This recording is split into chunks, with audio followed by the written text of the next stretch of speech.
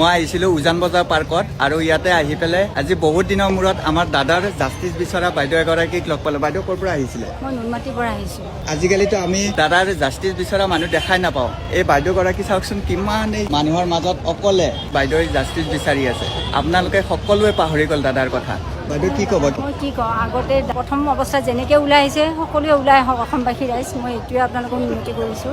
সকলোৱে এনেকৈ ওলাই আহক, তেতিয়া আমাৰ দাদাই ন্যায় পাবই। গতিকে জয় জুবিন দা, জাষ্টিচ ফৰ জুবিন।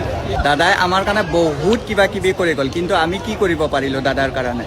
একোৱেই নাপালোঁ। আনকি দাদাৰ কেনেকৈ কি হ'ল সেই কথাটোৱে আজিলৈকে আমি গম নাপালোঁ। ইয়াত কৰি আৰু দুখৰ কথা একো হ'ব নোৱাৰে অসমবাসী ৰাইজৰ কাৰণে। জুবিন দা ভগৱান স্বৰূপ মানুহ এটাৰ গতি যদি এনেকুৱা হয়, তেনেহ'লে সাধাৰণ মানুহৰ কেনেকুৱা হ'ব? জাগক অসমীয়া, জাগক আৰু সকলোৱে লিখক জয় জুবিন দা, জাষ্টিচ ফৰ জুবিন গাৰ্গ। জুবিন দাক যদি সঁচাকেই ভাল পাইছিল তেনেহ'লে এই ভিডিঅ'টো সকলোৱে শ্বেয়াৰ কৰিব। ধন্যবাদ।